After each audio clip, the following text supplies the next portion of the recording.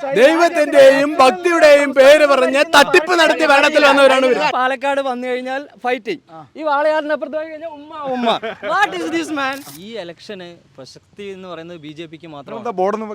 Board ഞങ്ങൾ ലേറ്റാ വന്നാലും latest വരും രജനി ഡയലോഗ്. അപ്പൊ ഞങ്ങൾ മറ്റുള്ളവർ ചെയ്തതിൽ നിന്ന് സെപ്പറേറ്റ് ആയിട്ട്, അതായത് ഒരു വെറൈറ്റി ആയിട്ടുള്ള ഒരു സംഭവമാണ് ഞങ്ങൾ ഈ കാണുന്നില്ല. ഞാൻ വരുമ്പോ കണ്ടില്ല. അതുകൊണ്ട് നമ്മളിപ്പോ ഒരുപാട് നേരത്തെ നമ്മൾ പ്രചരണം ചെയ്തത് കൊണ്ടോ ഒന്നുമല്ല, ബോർഡിലോ ഫ്ലെക്സിലോ അല്ല ഞങ്ങളുടെ വികസനം. അത് അവർക്ക് ആളൊക്കെ കിട്ടണ്ടേ?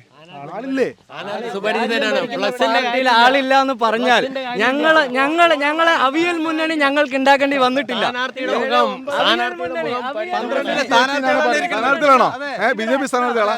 CPM-ഉം കോൺഗ്രസും ഈ പാലക്കാട് വന്നു കഴിഞ്ഞാൽ ഫൈറ്റിംഗ്, ഈ വാളയാറിനപ്പുറത്ത് പോയി കഴിഞ്ഞാൽ ഉമ്മ ഉമ്മ. What is this man? നരേന്ദ്രമോദിയും കൂടി അവിഹിത ബന്ധം എല്ലാവർക്കും അറിയാൻ പറ്റും. കോൺഗ്രസ്? ഞാൻ കോൺഗ്രസ് ആണ്. ഞാൻ സ്ഥാനാർത്ഥിയാണ്. എരുമയൂർ പഞ്ചായത്ത് 16-ാം വാർഡിലെ സ്ഥാനാർത്ഥിയാണ്. കോൺഗ്രസിന്റെ സ്ഥാനാർത്ഥിയാണ് ഞാൻ.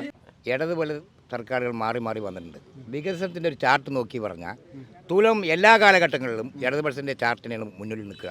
കഴിഞ്ഞ 5 വർഷം എന്താ? 5 വർഷത്തിൻ്റെ കാലത്തിൽ നിങ്ങൾ ഇവിടെ എന്തെല്ലാം ക്രൈസിസ് രാജ്യത്തിൻ്റെതായി സാർ, അതിനെ പ്രൊട്ടക്ട് ചെയ്യാൻ ഒരു കസ്റ്റോഡിയൻ ഉണ്ടെങ്കിൽ ഒരു പൊതുബോധം ലോകം തന്നെ അറിയപ്പെട്ടതല്ലേ. 70 വയസ്സുള്ള വയോജനങ്ങൾക്ക് 5 ലക്ഷം രൂപയുടെ ചികിത്സാ സൗകര്യം ഒരുക്കിയിട്ടില്ല PM ആരോഗ്യ ഇൻഷുറൻസ്. അതായത് മറ്റേ പ്രധാനമന്ത്രി ഇത് മറന്നുപോയ നാട്ടുകാരോട് പറയണ്ടേ നമുക്ക്?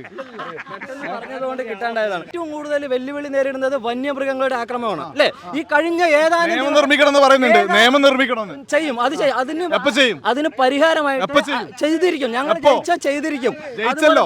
കേന്ദ്രം ഭരിക്കും. ഇവിടെ ഒരു സീറ്റ് കിട്ടിയാൽ ഞങ്ങൾ ഇത് ഉൾപ്പെടുത്തും. അതുപോലെ തന്നെ ഈ ആലത്തൂരിൽ ഒരു സീറ്റ്, BJPക്ക് ആലത്തൂരിൽ ഒരു സീറ്റ് വേണം. ആലത്തൂരിൽ ഒരു സീറ്റ് വേണം. വന്യജീവി ആക്രമണം മാത്രം ചർച്ച കൊണ്ടുപോകണതിൽ കാര്യമില്ല. ജനങ്ങൾക്കറിയാം വികസനം ഇവരെ നടത്തുകയുള്ളൂ, ഇടതുപക്ഷേ കൊണ്ടുവരുള്ളൂ, കമ്മ്യൂണിസ്റ്റ് പാർട്ടിയെ നടത്തുള്ളൂ എന്ന ഉദ്ദേശത്തിന്റെ പേരിലാണ് 5ാം തവണയും വരും.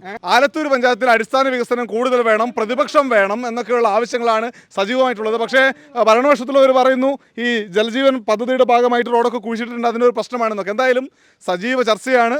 3 മുന്നണികളും സജീവമായിട്ടുള്ള സ്ഥലമാണ്.